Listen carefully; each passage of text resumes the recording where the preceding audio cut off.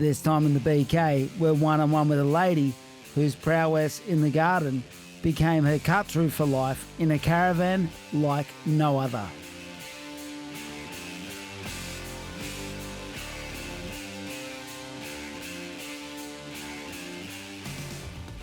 G'day ladies and gents, and welcome to the brand Konnects. I'm Matt Jai, and we're coming to you live from sunny Sydney, Australia.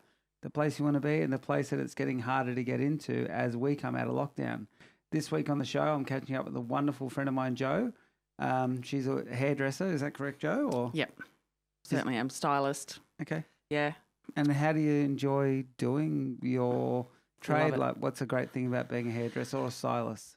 There was a whole bunch of boxes that I needed ticked off to go into it. I wanted to be on my feet. I've always been on my feet for work. And I'm a people's person. I'm a social butterfly through work. I think privately I'm a bit more of an introvert. And I wanted to be creative. So it gave me all of those options in one trade. And I love it. Wow. Mm.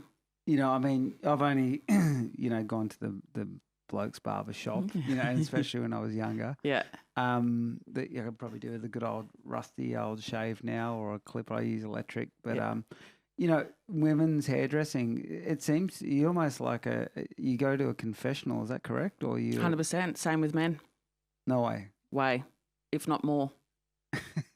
Because I can give it also, I think they maybe tell their male barbers a lot more than they might tell me, but I think with the conversations that I have with my guys it's got to do with marriages, it's got to do with families, it's got to do with work, it's got to do with their, extracurriculum sports activities. There's a lot to discuss and we get deep. I get right in there.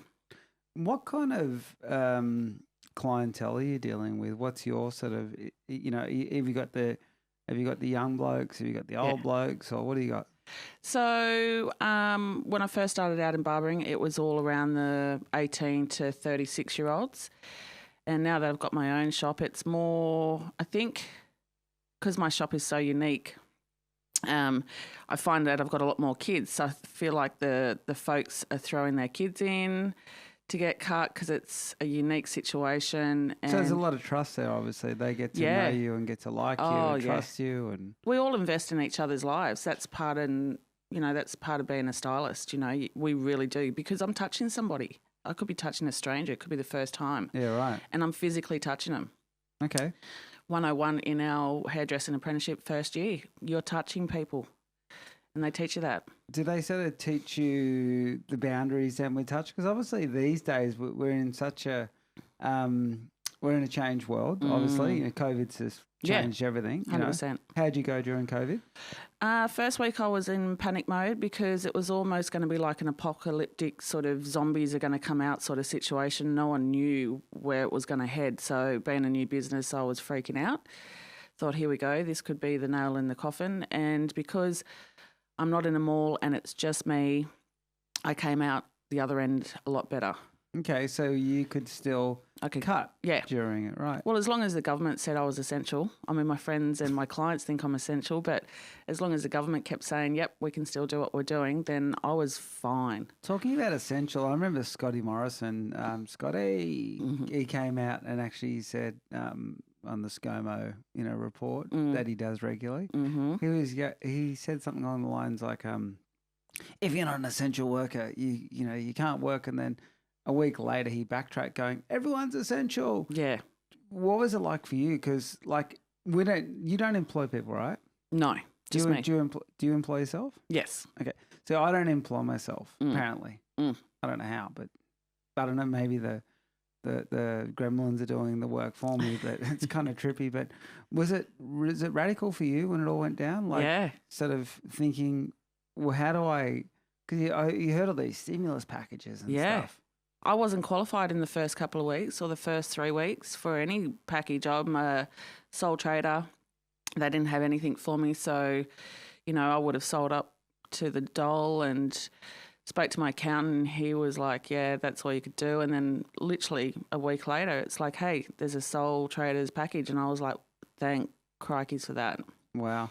That Centrelink in Brookvale. I saw it on the news and I saw it in real life. I was doing a job in Allambie and I coast down the hill and there it was, Centrelink. Did you see that? The crowds there? Yeah, it was going around the block. Everyone was anticipating a recession one day in our lifetime, but nothing like this. This is totally next level. It's out of everyone's control. Have you, now that we're coming out of lockdown and people are going back into, I guess, their offices and whatnot, is your work sort of starting to increase then? People want to get the new look or? Not yet. I'm going to know this week and I'm going to know the following week and then the week after that I'll know if I was just a COVID essential. Okay. Do you know what I mean? Because I did well through the COVID. So coming out of the lockdown, my hours will increase, my days will increase back to its normal because I was only doing 2 days while the RSL was closed.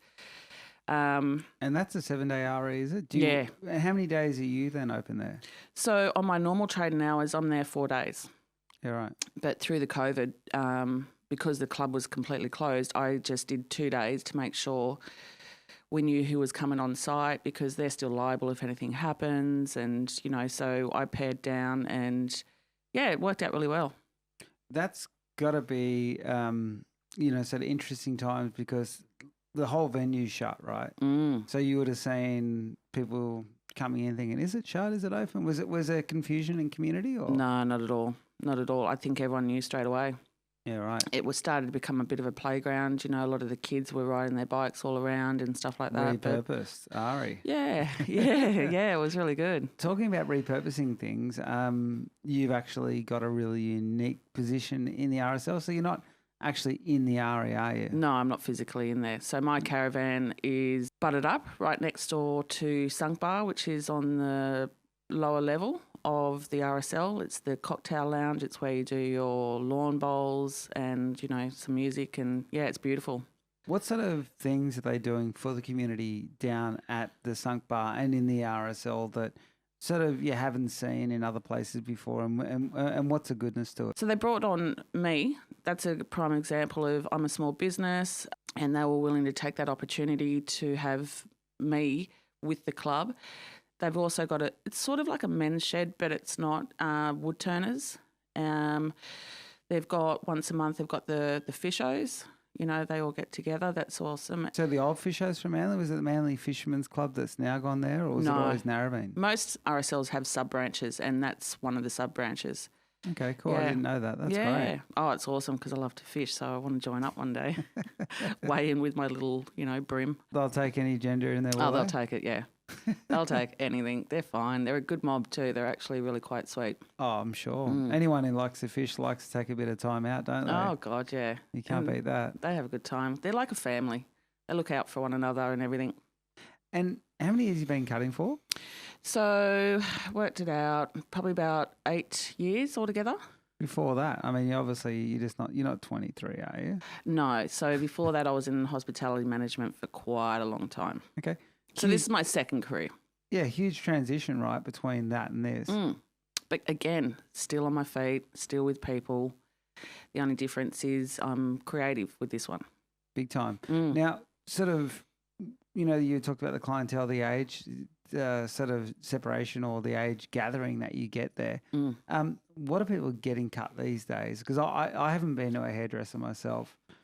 Oh, God. How old am I? 20. Yeah, so I haven't been to a hairdresser in nearly 20 years. Wow. That's good going. You've saved yourself some coin.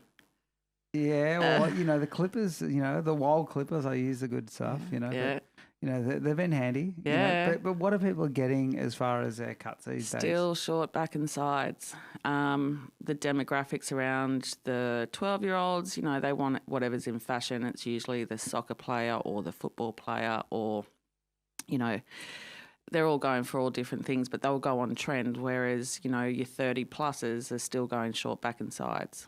Yeah, right. That's just pretty standard. And what do you find that once someone gets their groove, like they'll come in and they'll say, just a regular, thanks, Joe, that they know what they want these days? Or? As soon as they walk in, I'm like, same again. I remember. I always remember. If they're a repeat client, I will remember exactly what I've done, right down to, hey, didn't we say last time we're going to grow this part out, but keep that and take that? And they're like, wow, you remember? Of course I do. Yeah, We're investing. You kind of like it's part of my service. Part of the family, I guess. Yeah. Oh, gosh, yeah. I mean, I've been cutting a few guys where they were single, met their girlfriend, got engaged, and I end up doing his hair and shave on the day of the wedding. Holy smoke, that's some trust. They'll have isn't kids, and then I'll do the kids. So it's a beautiful little cycle. And what about the wives? Are the wives popping in and saying, okay? Yep. I'm finally getting some ladies back. Yeah, they're loving it, trusting me. Ladies are different to men. Men will just go off the cuff and go get a cut, and most of the time they stick to the one barber. But, you know, if that person's not available, they'll just go wherever they can. But ladies are absolutely dedicated to the one hairdresser if they're the right hairdresser. And talking about the one, you've got the one sort of unique setup there with the Caravan. Can you describe it to me a little bit? Oh, yeah. Okay.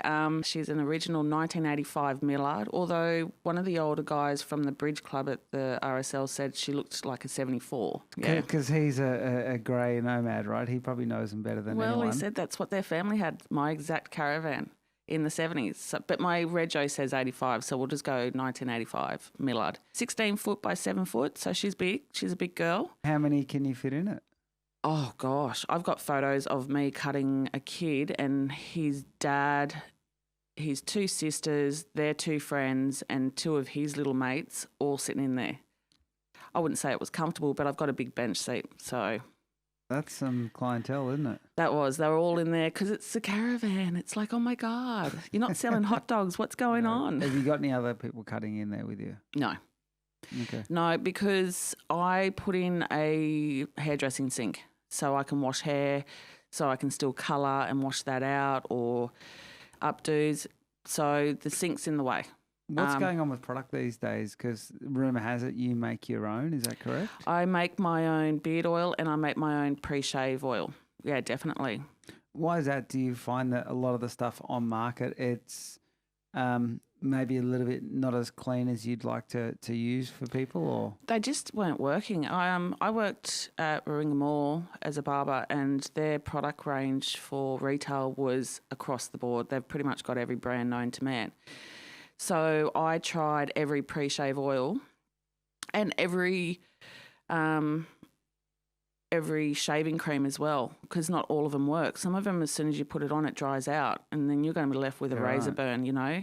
I've had them. Oh, mate. I mean, I can't relate to shaving. Yeah. I can relate to everything else that I do as a service, but I can't relate to the shaving, the feeling, and all that sort of rahu. But I have seen some pretty shave. What's the word I'm looking for? Abrased shaving areas? Yeah. Come out red raw and, you know. It's like you've got a continuous zip patch or something. Yeah. It's horrific, and it must be, you know, it'd be awful to leave like that, especially when you're paying top dollar for a good shave. You don't want to come out red raw either. When you do shaves, you shave faces, don't you? Yes, I do. Yes. I'm going to maybe get a shave. What do you reckon? I think we should do that. You're going to love it. I've been told I'm light of hand. well, in God's hands, you know, they say so. In light of hand, I love that. Now, obviously, you know, there's hairdressers around the world, there's barbers around the world. Who would you say the greatest barber in the world is at the moment, or is there a couple of people you look up to and go, wow, they can cut? Oh yeah, definitely. There's a guy that I follow on Instagram, and I think he's originally from Iran, and he moved to Canada in his teens, married a Canadian. He's been doing it for 35 years. And when I'm looking at a mentor, I'm looking at the way they use their scissors, because a lot of people can be taught about the clippers, and the clippers can do a lot of the work. When I'm looking at scissor work, coming from a hairdressing background, I just am in awe, you know. So he can do every kind of style, long, short. His scissor work, there's nothing he can't do in a haircut. You know, it's not just your standard short back and sides. Now, this might sound like a silly question, Joe. Were you the master present giver and gift wrapper before you? Like, how did you want to, you know, become the scissor queen? So when I signed up for my apprenticeship in my 30s, I was I tinkered around with gardening, and I noticed when I was pruning that I would just prune one by one, and I knew going into hairdressing that scissors was just going to be my most favourite thing in the world. It's so hard to do. It is so hard to do. There's so much to learn in scissoring. They say scissoring is architecture and colouring is science. Wow. There's so much. That's a modern degree, right? Yeah. I don't get paid like that, but, that's the way it goes. And I'm still learning. I'm always learning. We can go do a one-day course after our apprenticeship. They've got them all year round. $400 for the day. You can look and learn, or you can bring a model and learn new techniques, because there's, fashion evolves. It goes around and around. And you need to stay up to date. And, I don't work with 8 barbers anymore, because we would feed off each other as far as style, technique and all that's concerned, and we'd just teach each other. Now I'm on my own. I can get a little complacent, so going off and doing these courses are crucial to my business. It keeps you in the zone, right? Keeps me fresh, keeps me hungry. And that transition you made, I mean, if you were still in hospitality today, would you have gone mad? And how crucial has that been for you to actually rebrand yourself, refill who you are, and give yourself that new zest for life? It was my last contract as a manager, because usually I get contracted by the owner. And I was like, all right, so it was at the end of the contract. I didn't want to go any further. I'd done all I could with that particular cafe. Coming out of that, I could either own my own or do another contract. And I was like, I'm done. Being a manager is not easy. We know those days where you just go, that's it. I just couldn't do it. There was no more love there. And I think if you don't have a love for what you do, it comes through your work. Well, what's got to come through your work is passion. And, you can obviously see here with Jo, passions, that's something that she lives by. When you're running hospitality, you got to be a community person. You got to have that compassion as well. And how much of the compassion, what's it like when someone sits in the chair and they're going bald, or they're trying to hold on to something that's not there, or I got plenty of those clients. I've tried a little technique. I grew up with dry scalp. Some would say like dandruff, really, but it's my scalp. It's super, super dry. So I tried every product out there, expensive to cheap. None of it worked. And then voila, we found coconut oil. Once a month, I'd put the coconut oil on my scalp. It would get rid of my dry scalp, and everything was great. And then I had a few male clients who had the same thing. Actually, quite a lot of male clients have dry scalp. And what we did is I said to him, go home and put some coconut oil on it. It should sort out that dandruff-looking flakiness. You'll be fine. 8 months into it. And I'm like, is it just me or is your hair thickening up? And it literally did. So I had a guy that had a hell of a lot of hair around the sides and nothing on the top, and he was in his 30s. I said, why don't we just try the coconut oil? 2 years later, I was pulling hair from the top. Wow. But do you not hear that, thick. guys? The wonder cure, maybe. What about caffeine? Does caffeine do it? Nah, I don't believe in any of that, no. You can't rub coffee beans on your hair and get weird with it. I've never seen it. I've got to try it. In order for me to be able to promote it, I've got to try it. And I just can't see. What you're trying to do is you're trying to restore the pH balance on your scalp. And like I say to my clients, especially the male ones, think of your scalp as a garden bed. If it's too dry, nothing grows. If you overwater it, it'll die. So you've got to find that balance. And that's why I always say just once a month, put the coconut oil on your scalp, sleep in it, 2 shampoos. And here's a concept you boys never understood. Conditioner. I know it makes the hair feel fluffy, so I always say to them... It's not mums. You don't use mums and your sisters in the shower or your wife. Well, you probably should, because they've got the better stuff. Not, if you're going to buy something from the shopping mall, it's dishwashing liquid. That's why it's cheap. And that just rips out all the natural oils, not only on the hair shaft, but on your scalp, which is the most important thing that we're trying to look after. Jo, talking about good product then, if you just want to look down the camera, give me your top 5 products. Coconut oil. Salon brought shampoo and conditioner. It's important. Good hairspray and a good beard oil. Wow. Now I'm going to try and get rid of this. I might get you to give me a hand getting rid of this. Is that challenge still on? Yeah. Yeah, so I generally have been, sort of in the clean shaved realm of late. But I had a couple of early mornings and late nights and whatnot working and tinkering with a few things, and the beard grows out. It takes a couple of days on my head.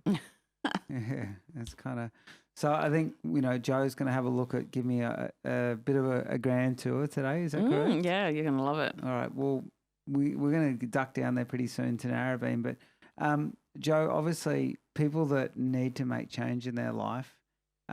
What are the things that you had to do? Did you need to have the resilience? Did you need to have a bit of a cash savings to do it? Was it a challenge to do? The business and branch out on my own. I did stumble into some good finances after my father passed away. So sorry to hear that. Yeah, it happens to us all. And when you know you're never going to see that kind of coin, you've really got to think really hard where you're going to put it. And I was like, okay, so what should I do? And I finally put it in the business because that'll always pay me back eventually. Well, they do say that the greatest yield you ever get from anything, you can have your shares and you can have everything else in the world, but, you'll get really good yield from a company. If your company grows, it can grow faster than. Have you experienced that pre-COVID? Was the company or was the hair? It was chugging along. Okay. Going back and forth with the accountant. I think I was sort of on point where we should be. But in my mind's eye, I would, I'd like to be a little bit more in the front. But when you come to Narrabeen, you'll see how far down the back I am. So I'm not really literally out there for everyone to find. Yeah. So that aspect of wanting to and getting somewhere, what do you think it's going to take you to get to that next level? I think now, because I really did want to spend the first 12 months getting to know myself in a caravan and being at the RSL and how we're both going to work between myself and the caravan because it's so unique. It's not a shop front. People still come up and, oh, isn't it cute? But it's a bona fide business. It's fully fledged. And that's one thing that I'd like to see it be more of a, wow, this hair studio is amazing. Not like, oh, you should see the cute caravan. It's not just a little novelty thing, one-off. It's a bona fide business. So that's where I kind of like to see it go this year. And I just wanted to see how it was last year compared to this year. And there's quite there's pretty big population down the Narrabeen way too. So yeah. You got a pretty unique marketplace there. Yeah. Well, I had an opportunity. You doing any purple rinses? Yeah. Yes. My nan was a hairdresser too. Yeah. Wow. So the purple rinse. Is there a certain purple rinse out there that's the best? Well, it all depends on how bad your hair is. If it's really dry, that purple's just going to grab. So you don't want something with that really solid pigment of purple in there. What purple is doing is taking away, I'll put it in layman's terms, is yellow. So with girls that get bleached hair, and it's not, the bleach isn't pulled out enough and it still has that remaining yellow, they'll give someone a purple shampoo and it just takes away the yellow. Is yellow what a hair colour really goes when it goes like white or grey? Is it a yellow colour? Or? There's usually, it's the last pigment to leave your hair. So if you think of your individual hair strands, it's a straw. Depending on your colour is how much it's filled up. So when you start going grey, the pigments are leaving your hair. And I find that the yellow can be left over with pure white, silver-headed people. Like a cockatoo almost, isn't it? Talking hair just quickly before we go lose some hair down at at Joe's place. Yeah. Joey, who's got the best hair on the planet? Does it come by colour? Does it come by race? Where would you say, who's got the thickest, who's got the thinnest?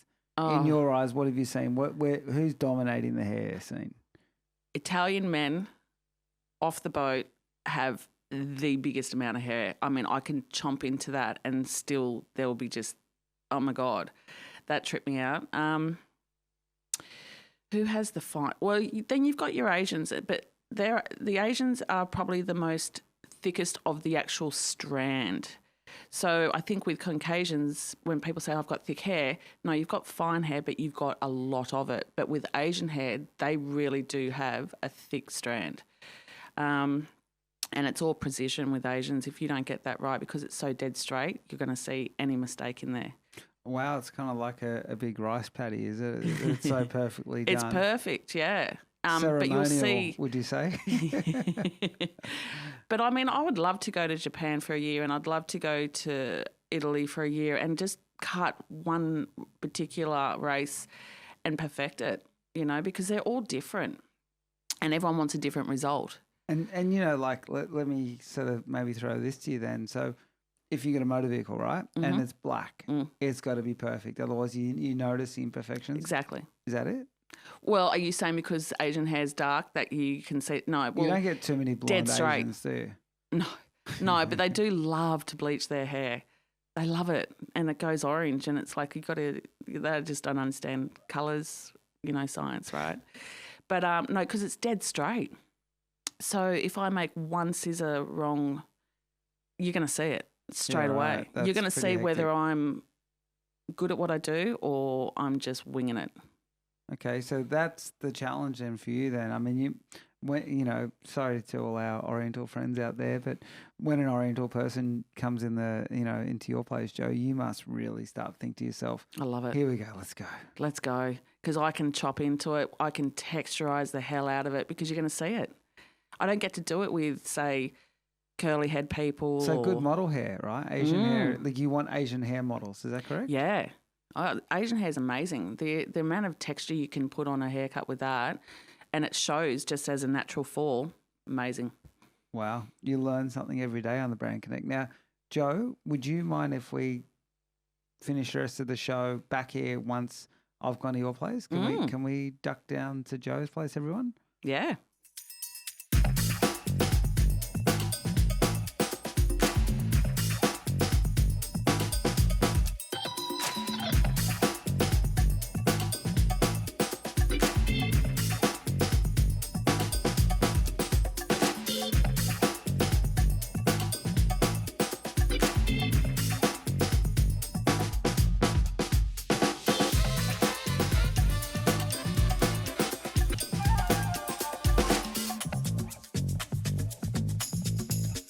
Well, ladies and gents, I've just rocked back here in the studio with Joe. Joe, I actually feel the best I have been since pre-pubescent. Is that right? Yeah, about that.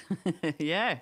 It's good, isn't it? It's a great experience. And it's not one that you guys jump on straight away until you've had one done. I'll tell you, it's for me, what I notice, it's a real thing based on trust. I mean, you and I know each other a little bit, but when you're in the seat, I guess it's like anything. Maybe a sense of adrenaline, but for me, it's that sense of, okay, you're a professional. I've been to a doctor before, so I don't know. I didn't really even see the blade. How was that thing?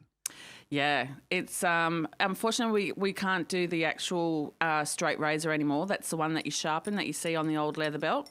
On the old Westerns. Yeah, because unfortunately with the standard with hygiene and all that, some people weren't following to the rules and cross-contaminate, you know.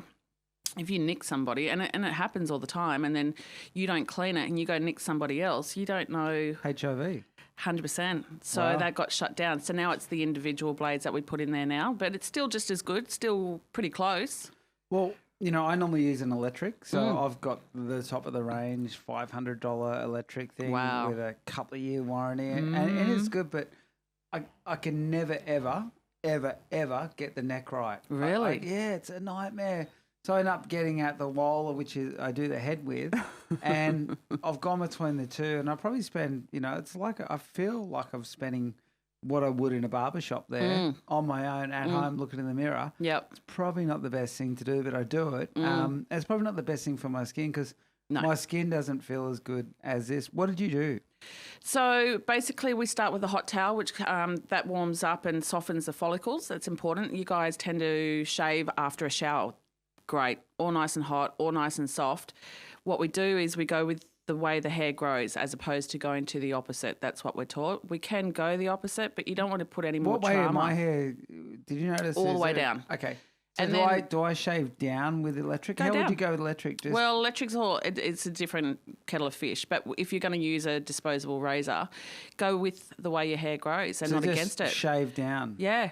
How do I actually get a gauge on Or Joe, can you tell the people at home how they get a gauge on which way their follicles grow? Is there a technique? Well, you just look at your hair growth. If it's pointing down, that's the way it's growing down. So obviously most of you guys with the disposable, you're like all over and traumatic to the skin, to the follicle and all that. So when you see where the hair grows, if it's pointing down or up or sideways, that's the direction that you take it with, not against.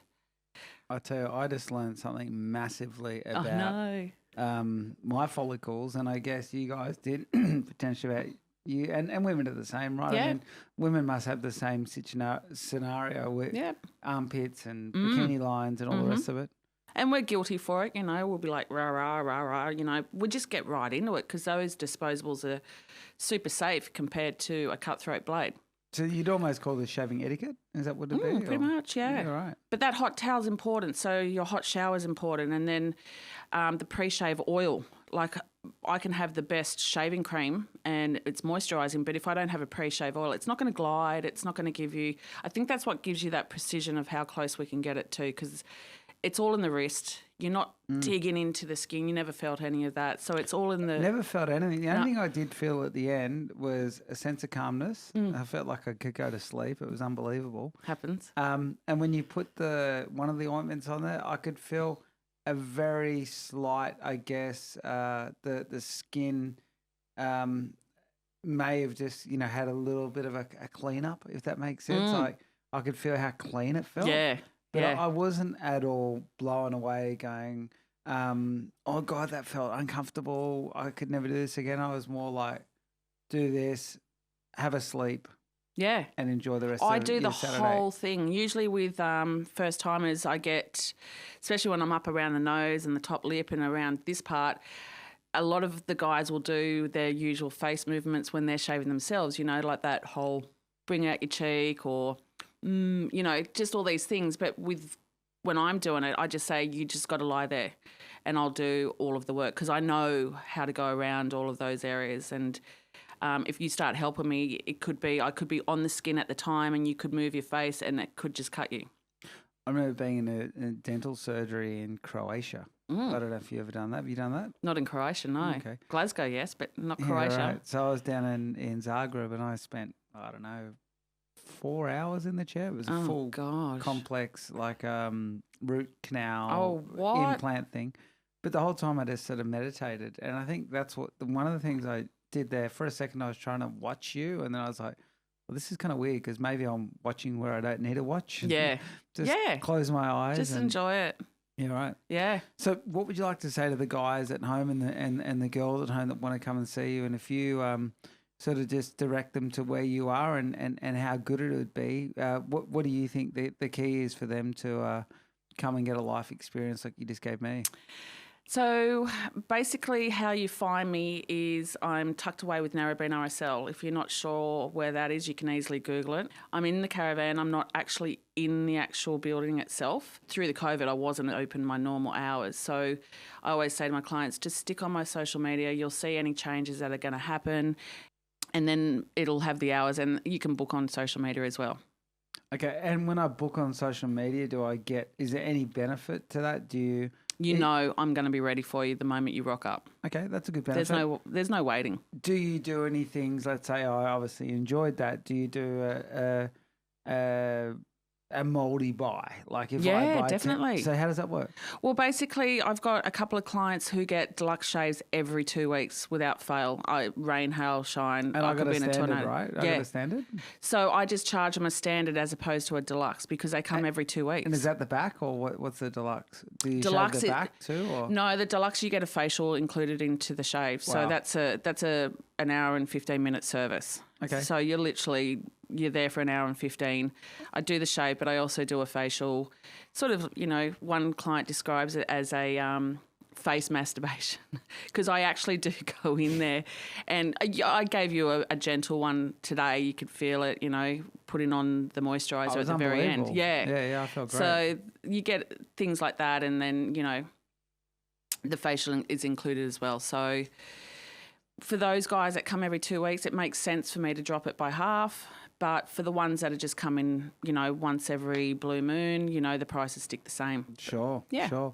I mean, these days everyone's after something value for money. I think that was extremely good value. Looking at your price list there, obviously, I'm very grateful and humbled that you are contributed to my better looking moment now. My wife is going to enjoy that. Not that I've got too many good looks at all, but the greatest thing, is giving. And Joe, we're just so grateful to have you with us. What an experience. Yeah. What an experience. Even with I've not had this experience ever in front of a camera or, chatting away and doing what we do. So I've had a great experience on all of this, and you've made me feel so relaxed and comfortable. You're really easy to chat to. Well, ladies and gentlemen, as Joe and I have this experience, there is nothing better than connecting with people. The brand Konnects, all about taking care of you, taking care of me, and letting our community, whether you're in Sydney, out of Sydney, around Sydney, or in another state of Australia, or anywhere in the world, get a little bit of a taste on how good living is. Joe, are you enjoying coming out of COVID? Yeah, I don't know. I feel like I've been through it, and yet at the same time, I feel like it never happened. It was a trip, wasn't it? It was a real trip. I don't do isolation very well. I'm a people's person, so that part I struggled with. But there's some good and pluses that came out of it. It'll be interesting to see how we go moving forward. Yeah, well, rugby league's back this week. Do you follow a football team? Because we're near Brookvale Park here, ladies and gents. Oh, my God, yes. I'm a big Sea Eagle fan. Well, there you go. If you want to talk footy and you want to get a little bit of a clean up, you know where to go. Joe, name of the business? It's Jojo's Mobile Barbershop. I'm down at your place on a Saturday and the footy's on. Mm-hmm. Will you put it on Triple M? I'll put it on anything. It's not about me. It's all about you guys and how comfortable you guys want to be. I mean, at one stage I thought I was going to put a TV in there. It is pre-wide for TV for sports, so it could be a thing. I like it. Well, ladies and gents, we're out of COVID. You know where to go. You go down and see this wonderful lady. Would you like to do a shout out to anyone? Oh, look, I just wanted to thank the local community. When the COVID went down, I saw so much tremendous support. I've picked up so many new clients because I am a local business. And it wasn't just me. It was the local baker. It was the local butcher. It was the local everything in Narrabeen. Everyone just supported. So thank you. Well, my shout out for the week is to the people of Sydney for doing the right thing and taking care of each other. The people of Australia for actually getting in this situation that we're in, this almost post-COVID mode. Let's hopefully, all stay healthy and stay good, because people like Joe, brands like Jojo's Mobile Barbershop, this wonderful lady here, need to have the ability to trade. Joe, lovely to chat to you. Yeah, you too. Thank you so much. Appreciate it. I'm Matt Jai. You're watching The Brand Connect, and the most important thing is love yourself, love your friends, love your family, and tell those people you love them. And if you don't love them, just don't tell them you don't love them. Just move into a better place. Have a good day. Ciao. The BK was proudly brought to you by Brand Konnects, made possible by the support of Paulie B, Future Signage and others. Many thanks to our special guest and you, our loyal followers. Catch you next time on The BK.